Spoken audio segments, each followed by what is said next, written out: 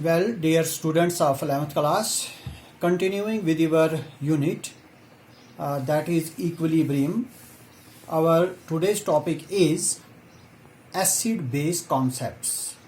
Today we will define and state acids and bases on the basis of various theories. For example, we have Arrhenius theory, then we have Bronsted-Lowry concept of acid bases, and finally we will be discussing a new concept of acid bases, that is Lewis concept. So we have three concepts here. That is concept A.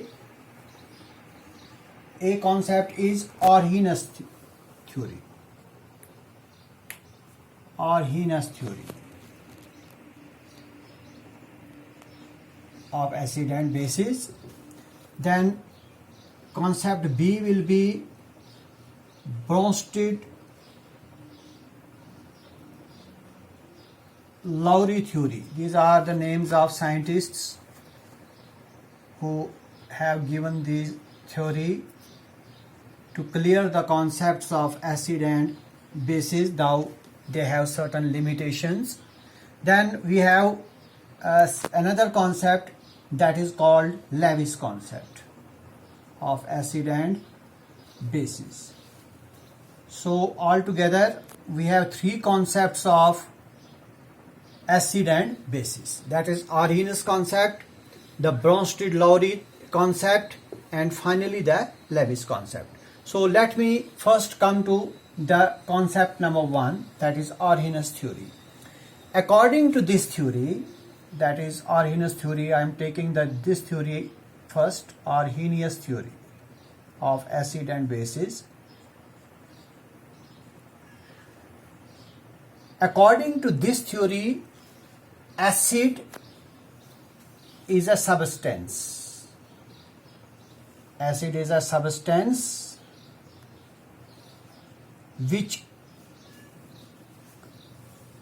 releases H positive ion in aqueous solution. What does it mean?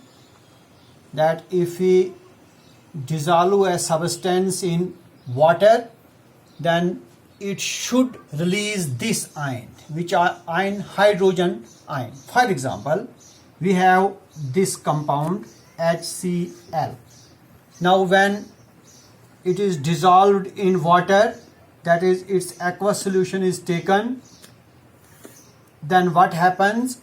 This ion, that is H positive ion, is released.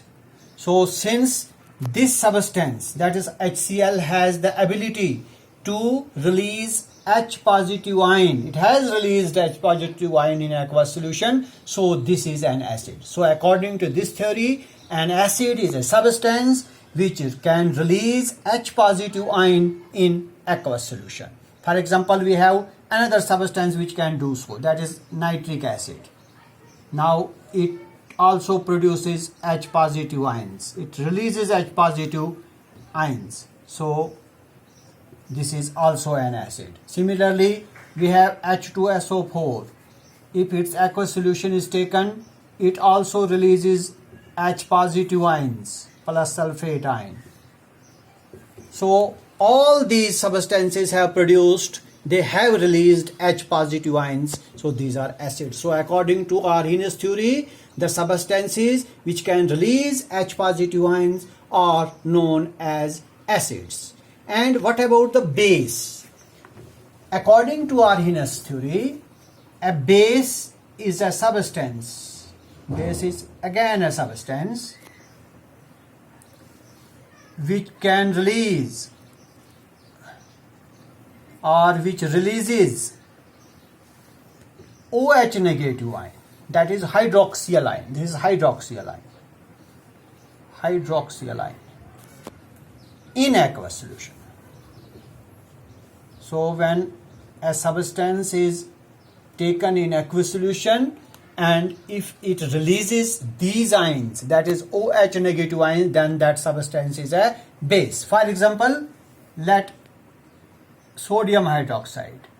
aqueous, it will give Na positive, but OH negative ion will be there. So it has released hydroxyl ion. Similarly, we have potassium hydroxide in aqueous solution. It will also produce OH negative ion. If we take calcium hydroxide, it will also do the same. Calcium 2 positive plus OH 2OH negative. So what has these compounds done? When we have taken their aqueous solutions, they have released OH negative ions. So these are all bases. So concluding Arrhenius theory, acids are those substances which can release H positive ions in aqueous solution, and bases are those substances which can release OH negative ions in solution. But this theory, that is Arrhenius theory, it has certain limitations. Now what are the limitations? Let me throw a light on the limitations of Arrhenius theory. Now in this theory, we can recognize an acid and a base only on the basis of aqueous solution. This is one of the limitations, that this theory requires only aqueous solutions. Also another limitation is HCl is an acid, we know, but we know it when we take its aqueous solution. If we don't have its aqueous solution, we cannot recognize that HCl is an acid. Then we have certain compounds like, see this, FeCl3. Then we have BF3, carbon dioxide. Now let us see. FeCl3, that is ferric chloride, then boron trifluoride and carbon dioxide. All of these are acids, but they do not produce H positive ions. According to Arrhenius theory, acids are those which produce H positive ions, but none of these produce H positive ions, but they are still acids. So this is another limitation, that compounds like ferric chloride, boron trifluoride and carbon dioxide are acids, but they do not produce H positive ions. So these are certain limitations of Arrhenius theory. Then we have another concept of acid and bases, that is Bronsted-Lowry concept. These are basically two scientists who gave this concept, and according to this concept, what is an acid and what is a base? According to this concept, an acid is a substance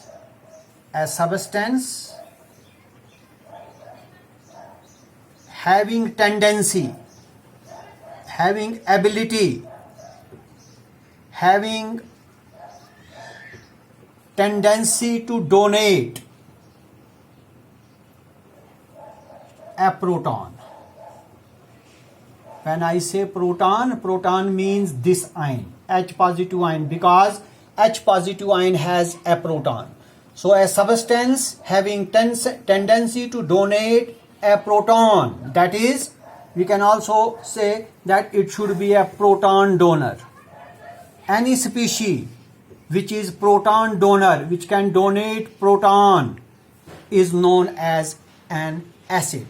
But a base, according to Bronsted-Lowry concept, is a substance which do exactly opposite of this. A substance which can accept, it does not donate, it accept, which can accept the proton, that is H positive ion. So according to Bronsted-Lowry concept, acid is a substance which is a proton donor, that is, which can donate proton to some other species, and a base is a substance which can accept, which can receive that proton, that is, it is a proton recipient. It receives, or it is a proton acceptor. For example, this is nitric acid, ammonia. Now see, this is basically an acid and this is a base. Now let us see how we can prove according to this concept that these are acids and base. Now your nitric acid, according to this concept, should donate a proton. So its proton is this one. So let us donate this. If it donates this proton, what does it becomes? It becomes NO3 negative. It becomes nitrate ion. And what about this? This will accept that proton and it will become NH4 positive ion. So what has happened? This acid has donated proton and become nitrate ion. While as this ammonia, it has done what? Now acid has donated proton. And this has given, that it has received proton, accepted proton. But one thing has to be kept in mind, that when acid donates proton, it becomes a base. So if this is an acid, let it be acid 1, but it becomes a base. Acid becomes a base. Base 1. And this is a base 1, it becomes acid. Acid 2. This is base 2. Acid 1, acid 2, base 1 and base 2.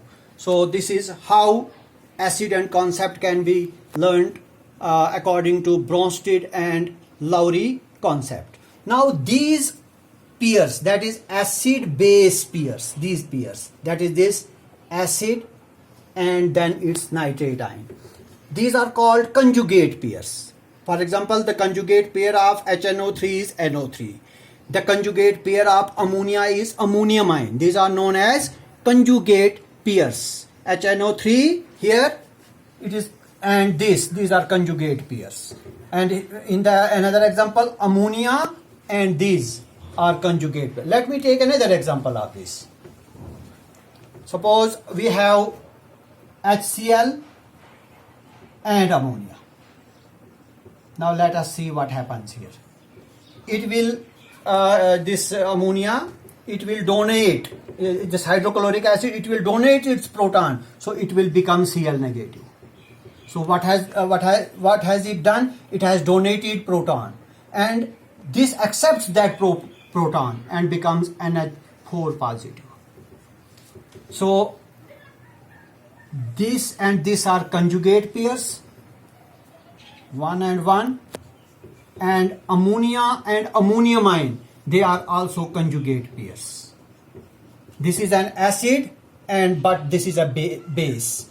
This is a base but this is an acid. So when acid converts into base and base converts into acid by accepting and donating these protons. So this was another concept of acid and base. Now finally we have the last concept, that is Lewis concept of acid and bases. This concept was given by a scientist, namely G.N. Lewis, in the year 1923. Now according to this concept, what are acids? Acids are species or substances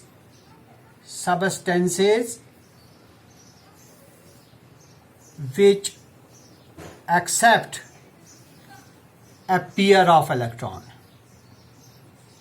That means those substances which have ability of gaining, of accepting pair of electrons are known as acids. and bases according to Lewis concept are quite opposite of this. Substances which the opposite of it, that is donate a pair of electron, are known as bases. Let me take an example. This is ammonia, NH3. It has a lone pair of electron here. Now what it does, it donates this lone pair of electron to BF3